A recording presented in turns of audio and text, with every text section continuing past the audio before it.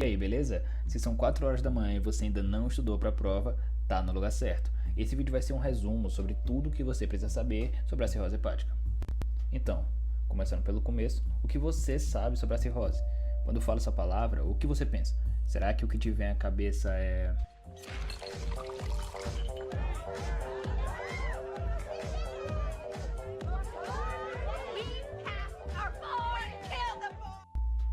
Olha, eu não posso dizer que você está 100% errado, mas há muito mais a se saber sobre a cirrose do que isso. Por exemplo, a cirrose hepática é uma causa crescente de mortalidade em países desenvolvidos e é a 14ª causa mais comum de morte em adultos do mundo inteiro. Para você ter uma ideia, só no Brasil, em 2015, foram notificados quase 19 mil casos de mortes derivadas da cirrose. Além disso, ela frequentemente não é diagnosticada, o que leva à subnotificação e afeta sua prevalência na população, já que seus estágios iniciais são assintomáticos. Apesar disso, numa avaliação global, de acordo com o estudo Global Burden of Disease, de 2007 a 2017, a mortalidade geral para cirrose e outras doenças crônicas do fígado caiu em 9,7%. Mas e aí, quais são as outras causas da cirrose? Bom, as principais etiologias em países ocidentais são a infecção pelo vírus da hepatite B e C, o consumo excessivo de álcool e, cada vez mais, a doença hepática gordurosa não alcoólica. Contudo, a cirrose hepática tem várias outras causas, como a doença de Wilson, a hemocromatose, a cirrose biliar primária e a colangite esclerosante primária, dentre algumas outras causas menos comuns. Mas seja sincero, você sabe mesmo o que o fígado faz? E onde ele fica? Sabe que tipo de dor você sentiria ou quais sintomas apresentaria se tivesse algum problema hepático? Bem, de qualquer forma, pode ficar tranquilo, eu vou te explicar. Pensa assim, o fígado é uma senhora fábrica que funciona 24 horas por dia.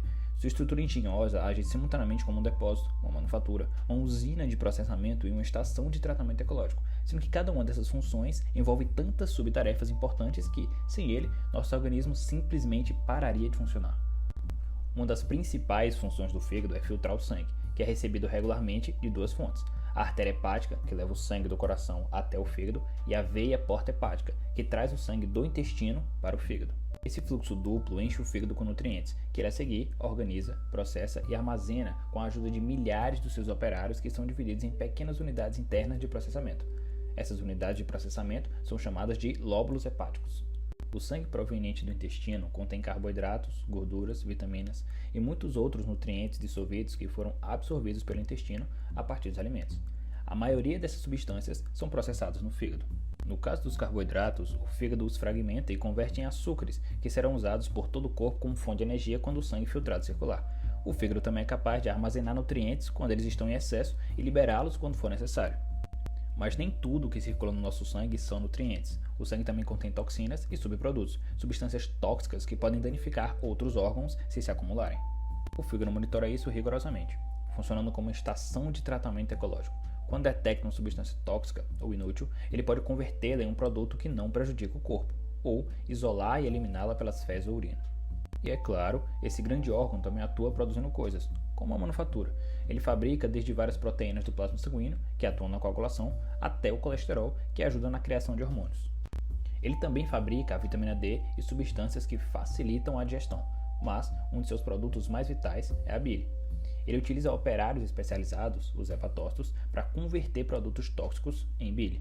Ela vai ser armazenada logo abaixo do fígado, na vesícula biliar, e é conduzida ao intestino, onde promove a digestão de gorduras, destrói micróbios e neutraliza o pH estomacal. Resumindo, o fígado não é apenas uma fábrica, mas um parque industrial extremamente eficiente que exerce múltiplas tarefas que se apoiam mutuamente. Você já deve estar começando a perceber que, se ele falhar, as consequências serão extensivas. Só que antes da gente se aprofundar em como as coisas podem dar errado, vamos tentar entender o fígado saudável, ok? Se prepara aí que vai ser um pouquinho mais complicado. O fígado é um órgão abdominal situado topograficamente, em sua maior parte, no hipocôndrio direito, mas também se estende pelo epigástrio até o hipocôndrio esquerdo, cobrindo parcialmente o estômago. O lobo direito do fígado tem um contato íntimo com a flexura direita do intestino grosso, com o rim direito e com a cúpula direita do diafragma, e é justamente por isso que ele é um órgão que se move com os movimentos respiratórios. Como eu já expliquei, ele é um órgão que está relacionado com a quantidade enorme de funções no corpo, destacando-se a função metabólica, energética, na coagulação e no sistema imune. Numa vista posterior do fígado dá para ver a maioria das suas peculiaridades estruturais. Ele é envolvido por uma cápsula de tecido conjuntivo que envia septos para o interior do órgão, carregando nervos e vasos. Aí também é importante ressaltar que a maior parte dessa cápsula é encoberta pelo peritônio visceral. Nessa visão, também é possível visualizar a parte nua do fígado, que é a superfície do órgão não encoberta pelo peritônio e que é delimitado pelo ligamento coronário, que, por sua vez, corresponde à sobreposição da cápsula de tecido conjuntivo pelo epitélio peritoneal. O ligamento coronário fixa o fígado ao diafragma e forma, na extremidade esquerda do lobo esquerdo, o ligamento triangular esquerdo e o apêndice fibroso do fígado, que se liga ao diafragma. É na área nua onde se encontram as veias hepáticas que desembocam na veia cava inferior. Todos os outros vasos e o ducto biliar passam por dentro do ligamento hepatoduodenal.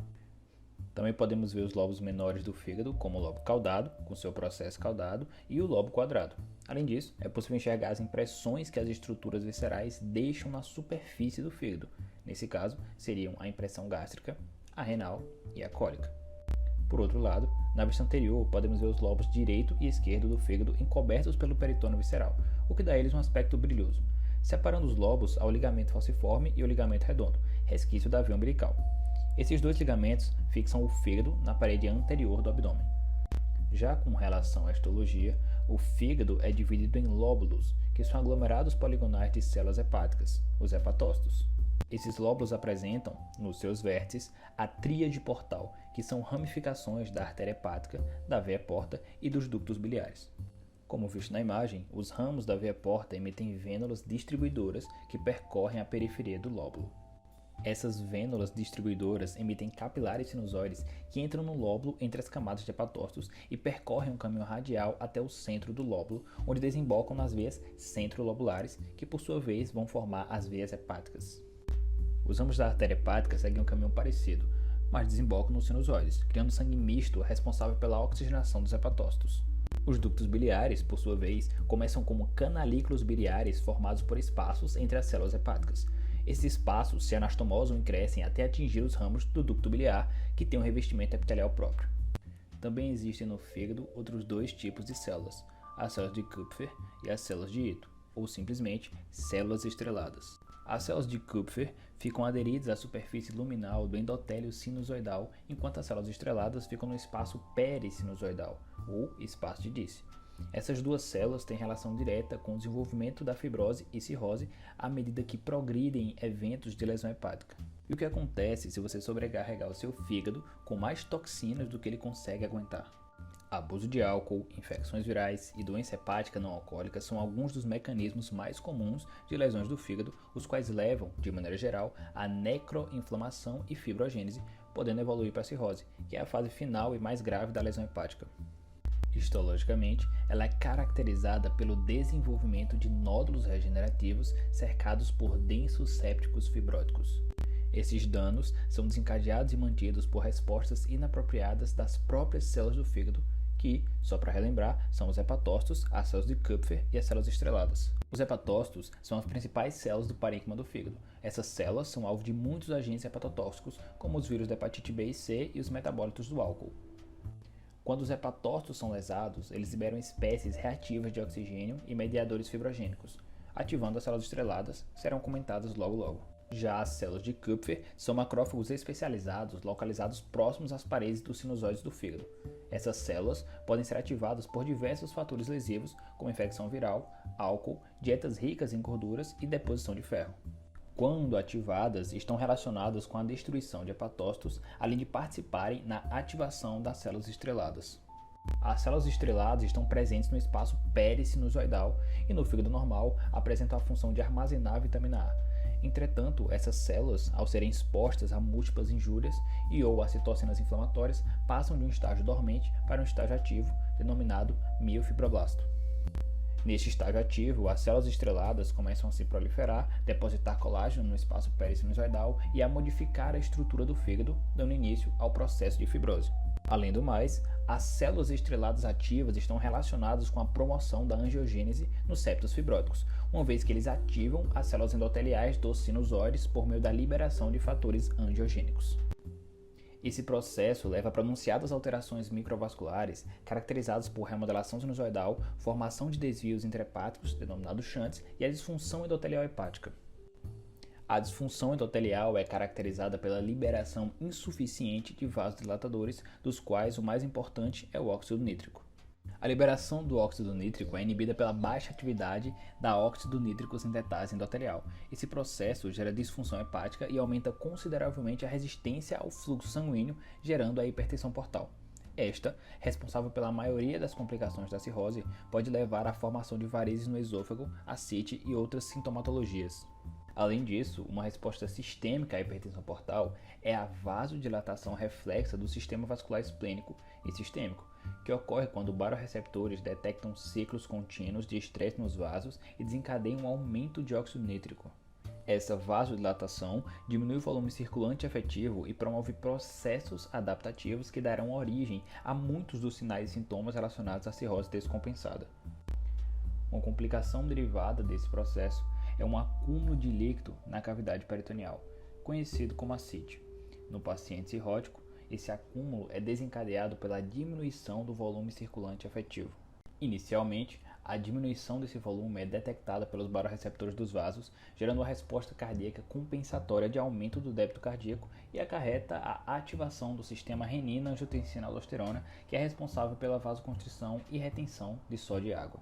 No entanto, à medida que a cirrose avança, esses sistemas compensatórios não são mais suficientes para se contrapor ao aumento da pressão portal e o líquido excedente passa a extravasar para a cavidade peritoneal, caracterizando a ascite.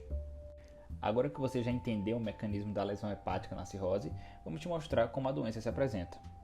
Os pacientes com cirrose podem ser assintomáticos ou sintomáticos, dependendo se são clinicamente compensados ou descompensados. Na cirrose compensada, os pacientes geralmente são assintomáticos. Conforme as lesões no fígado vão aumentando, podem surgir sintomas como fraqueza e cansaço excessivo, mal-estar geral, náuseas frequentes, perda do apetite, manchas vermelhas na pele e perda de peso. Por outro lado, os pacientes com cirrose descompensada geralmente apresentam uma ampla gama de sinais e sintomas decorrentes de uma combinação de disfunção hepática e hipertensão portal. Portanto, é comum observar sinais como icterícia, ascite, urina muito escura, fezes esbranquiçadas, coceira por todo o corpo, carcinoma hepatocelular, encefalopatia hepática e sangramento por varizes. E tem mais, a cirrose é uma condição clínica que afeta muito mais que só o fígado e alguns sinais e sintomas estão relacionados ao acometimento de outros órgãos. Para começar, temos a glândula tireoide, um importante órgão do sistema endócrino que participa de inúmeros processos sistêmicos. Ela é uma glândula única, que se situa anterolateralmente em relação à traqueia e à laringe, no nível entre a quinta vértebra cervical e a primeira torácica. Ela possui 2 lobos conectados por um istmo e 4 glândulas paratireoides na região posterior.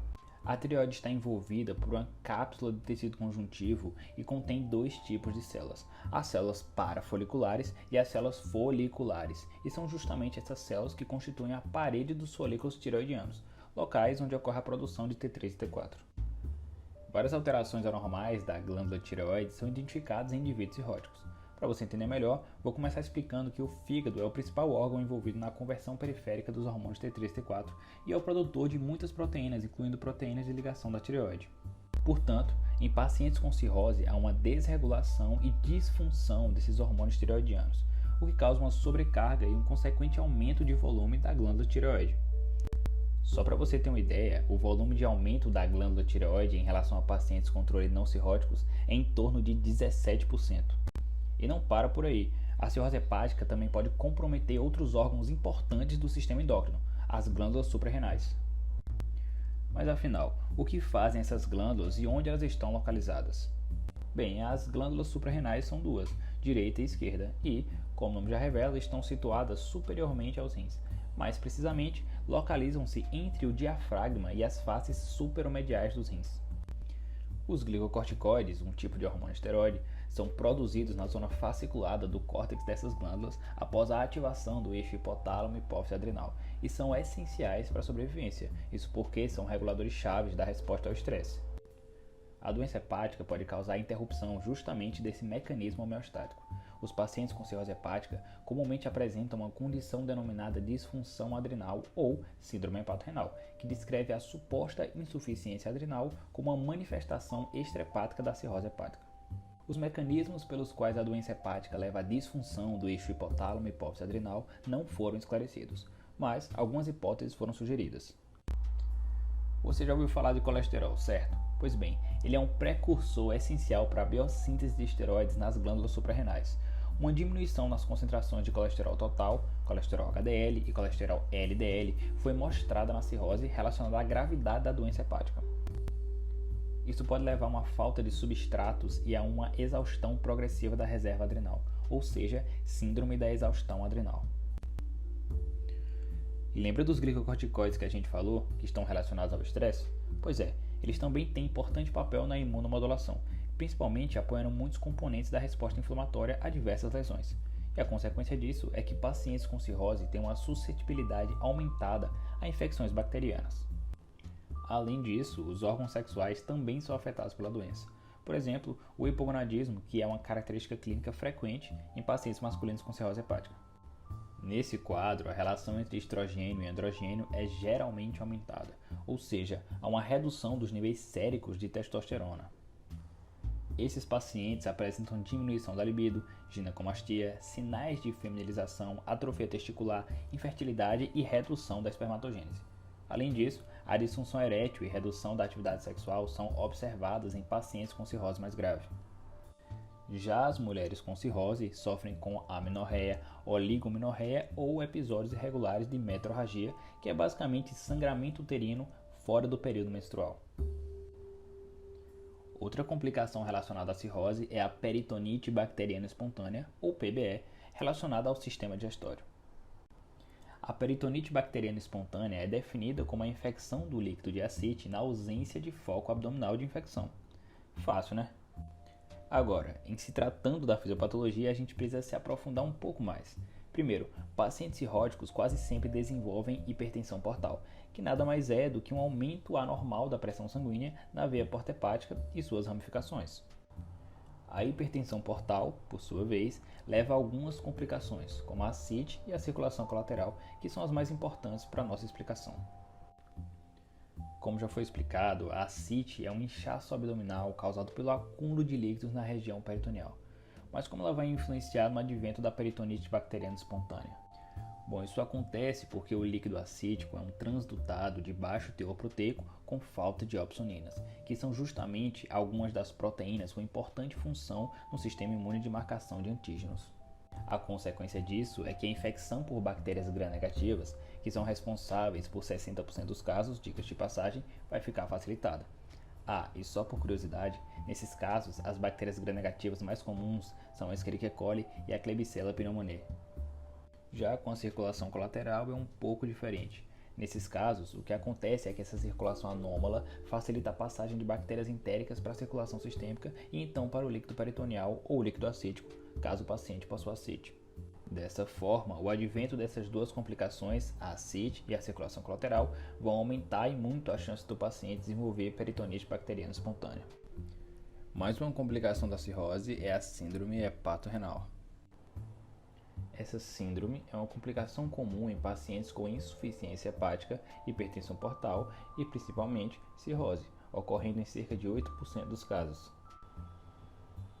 É caracterizada por vasoconstricção renal, redução da perfusão renal com baixa taxa de filtração glomerular e intensa redução da capacidade renal de excretar sódio e água livre na ausência de lesões histológicas renais significativas.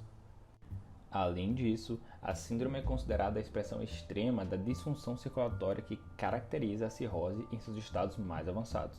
Isso leva a um prejuízo da função cardíaca e pode desempenhar significativo papel na patogênese da disfunção circulatória. A disfunção circulatória se dá pois a hipertensão portal induz, por um mecanismo não completamente conhecido, um aumento na síntese de fatores vasodilatadores na circulação hispânica, o que determina a vasodilatação arteriolar nesse território.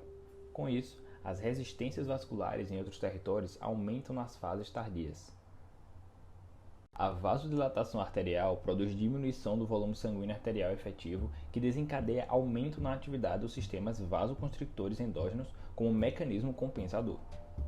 Nos estágios iniciais da doença, esses sistemas causam aumento transitório da retenção de sódio e água, suficiente para restabelecer o volume arterial e desativar os sistemas vasoconstrictores.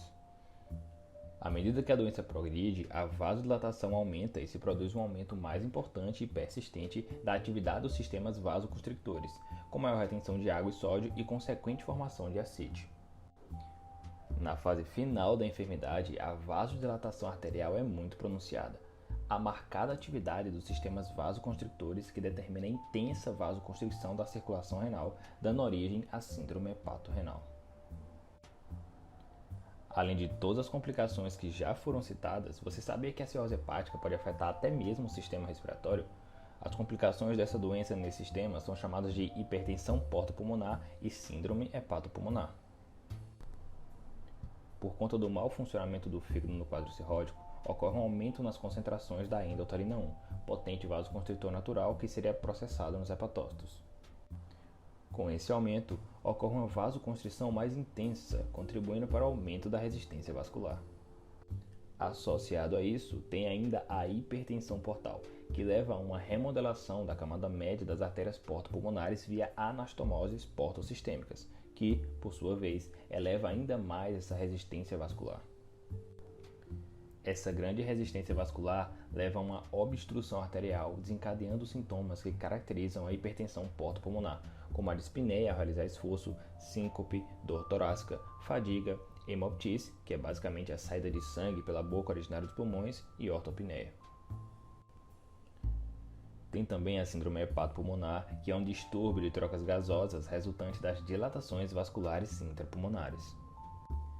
A fisiopatologia da síndrome hepatopulmonar não é totalmente compreendida, mas existem algumas ideias do que ocorre na cirrose avançada. A principal delas está relacionada a desequilíbrios na taxa de ventilação-perfusão. Sendo assim, como dito anteriormente, a hipertensão portal causa uma vasodilatação sistêmica pela liberação de óxido nítrico. Isso inclui os capilares pulmonares.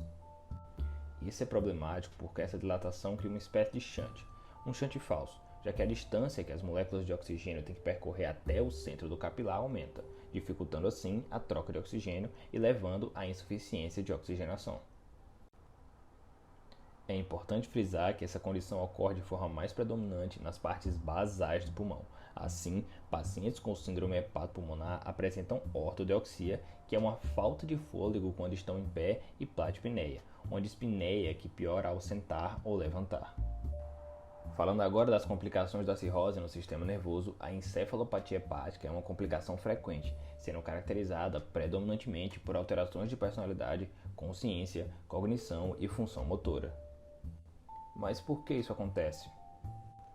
Bem, com o comprometimento da função hepática, muitas das substâncias absorvidas pelo trato gastrointestinal acabam não sendo detoxificadas.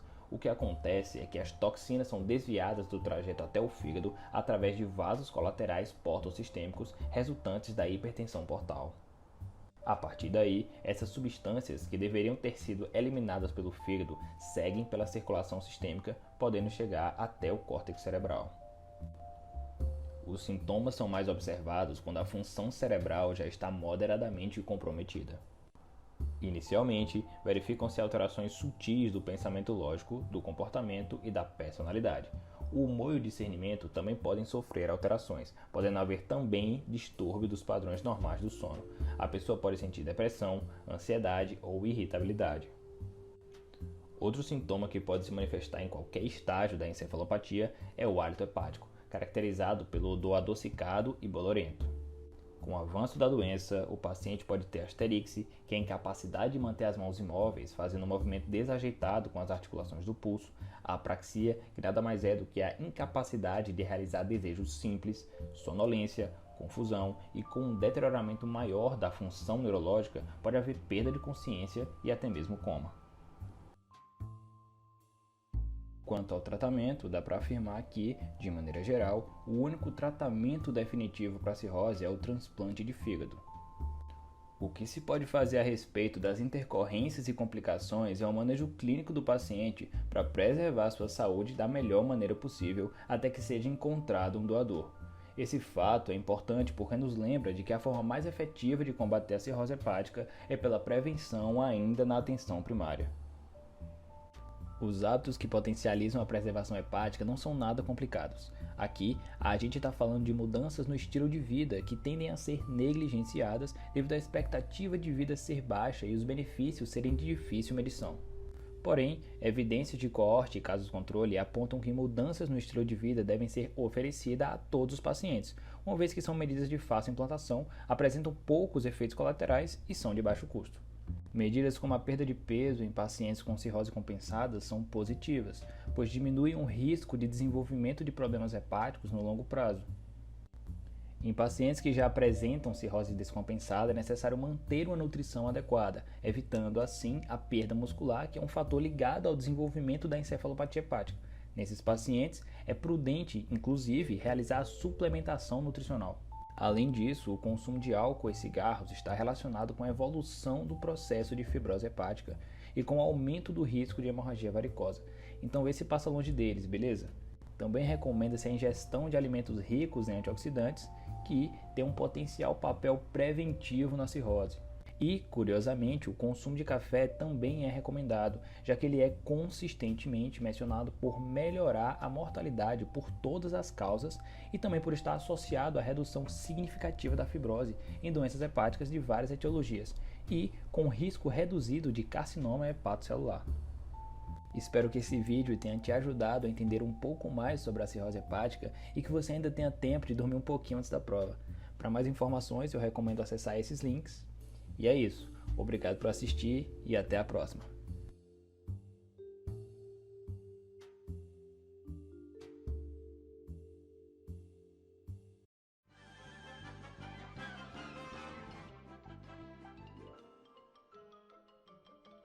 Isso é tudo, pessoal.